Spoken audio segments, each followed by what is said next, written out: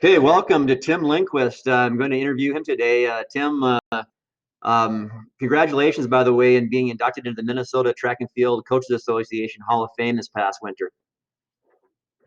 Yeah, Lee. Yeah, thanks. And I don't know, thanks for having me on your little webcasts here, because this is what I really rep, ESCO Track. Right. And that's where our connection is from. I was, I guess, a long time, almost 30-year coach here at ESCO and in Cromwell.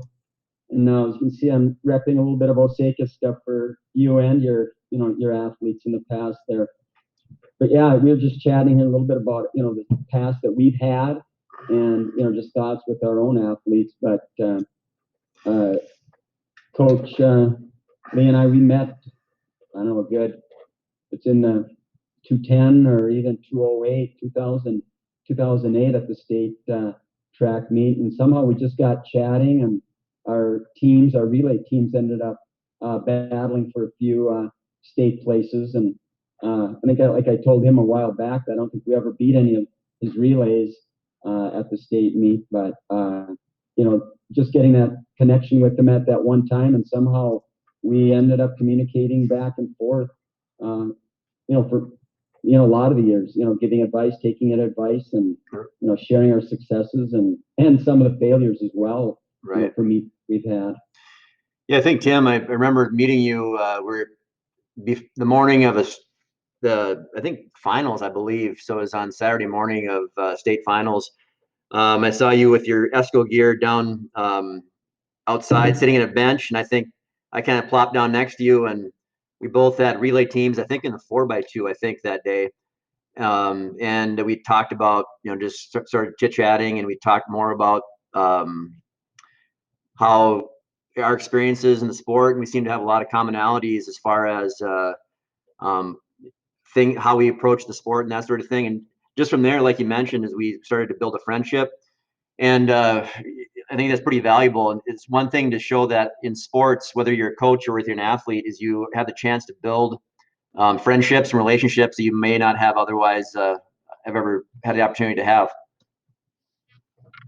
Yeah, and I think we're both, kind of have that same demeanor, a little bit humble, because it's, as coaches, we want to win. It's kind of dog eat dog too, when you want to compete, against each other. And that's, the first thing I have when I, see other coaches around, but just being open to, keeping the competitiveness in respect, or in perspective, that kind of out there as coaches. And I've seen you and talked to you that it's just about being there for your team. I coach girls primarily, and I guess boys as well. And I know you've got the head boys and girls programs, but I was the head girls, and then I did the distance runners here at ESCO, coach them through.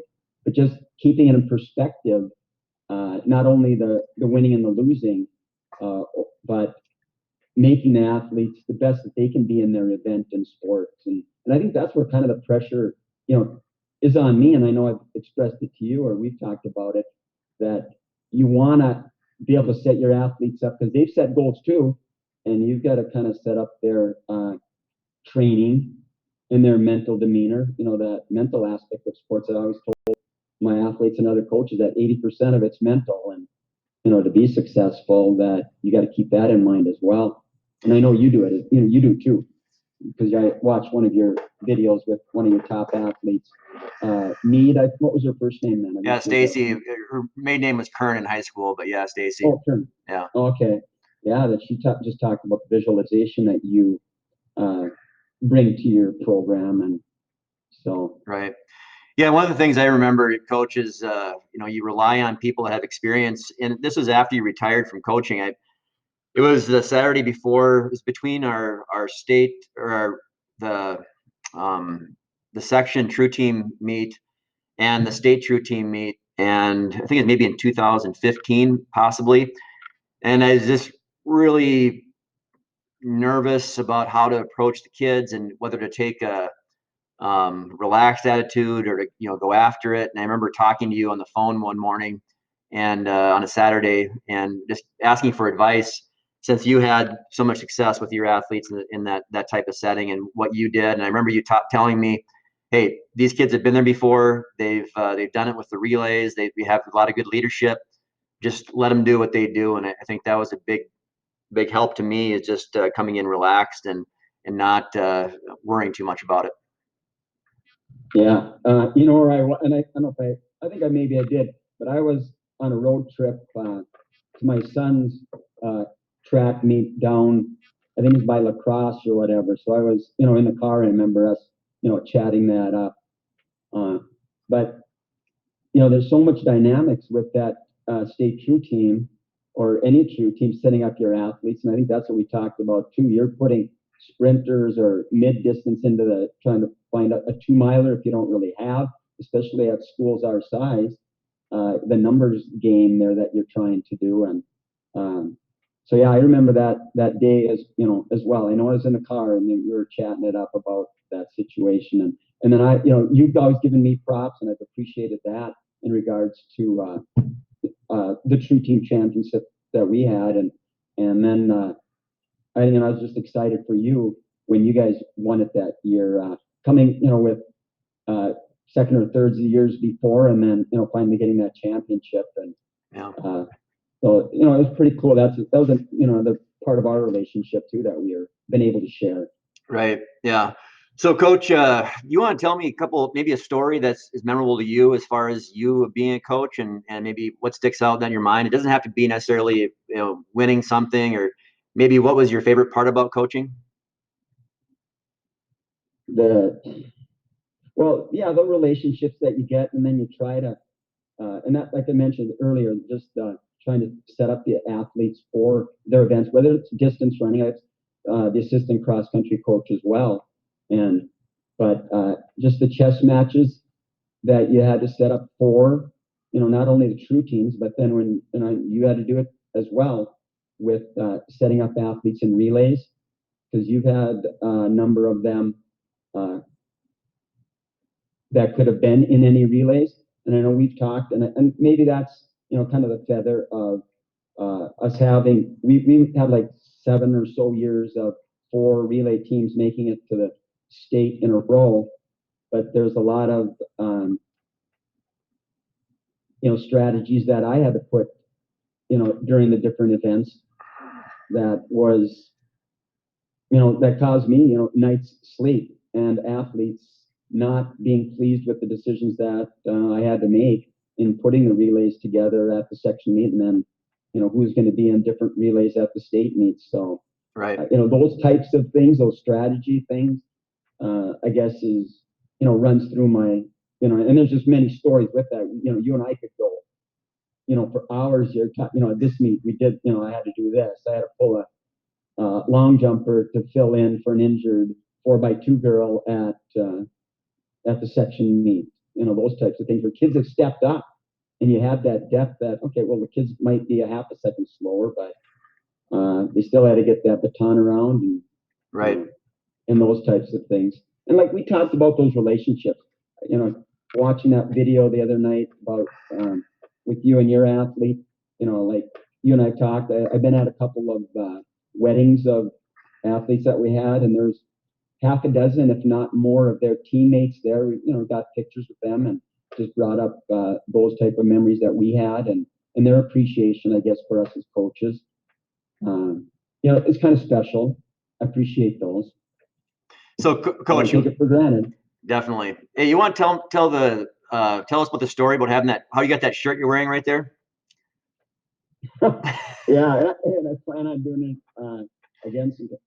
What was it, like 3 or 4 years ago, whatever the deal was? My wife was going on a road trip with her sister, and then I got my 1998 Triumph motorcycle, and I figured, well, I'm gonna take a little road trip of my own, and I started heading out west, and stopped at St. Cloud. We had our girls basketball at a MIT type tournament in St. Cloud, so rode it there and went through the tournament there. And I said, well, I'm going to head out toward Alexandria way.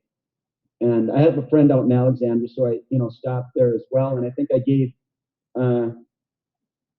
Lee a shout out about you're around, I'd like to check out Osakis. Where you do it and how you do it. And then he invited me over, to his home to stay because I was just going to do another motel stay. And with that invitation, that was way cool. He showed me around the school, showed me where you and your athletes do your stuff, not only on the track but in your fitness center, your locker room, or your weight rooms. And then spending the night with your family was, has been a cool memory of mine that's related to track. Right. And then I happen to have a shirt, an ESCO shirt that I gave, that I happen to have, and I exchanged that. And then Lee went into his archives there, into his drawers, and he pulled out this Osaka shirt that I'm repping today. Right. And Tim, you were wearing that not knowing that we're going to do this interview today. So this is just a chance that we happen to have it on, huh? Oh yeah, no, for sure. I just put it on this morning, and then I asked my wife. Yeah, I was going to put a red vest over it. She said, "No, you're not going to put a red vest over a red shirt." But anyway, yeah. So that's this was just coincidental that I happen to have Right. this silver streaks. I think that's what It is, yeah. Hey Tim, so this last January, a few months ago, you were inducted into the Minnesota Track and Field Hall of Fame.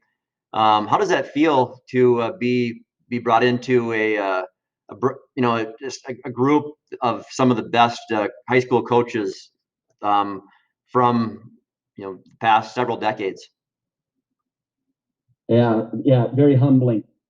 Like you said, with coaches from the past, and the Beachies and some of these longtime coaches that I've gone to in services at the clinics, and to be nominated into it. And it's not an easy Hall of Fame to get into, from what I understand. And there's a voting process that it's stringent, and for my credentials to qualify me for that honor, I'm getting choked up, just thinking about that, right now, because track and field and coaching, I still coach girls basketball, but track and cross country coaching was a big part of my life.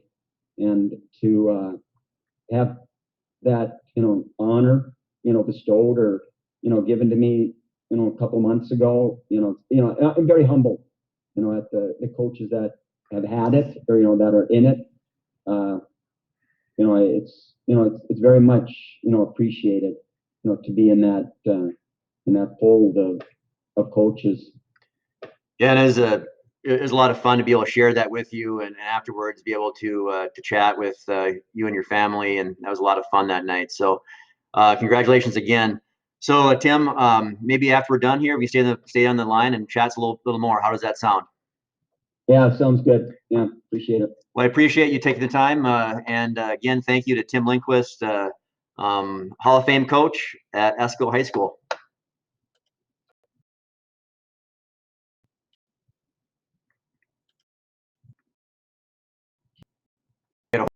Hold on to stop this video.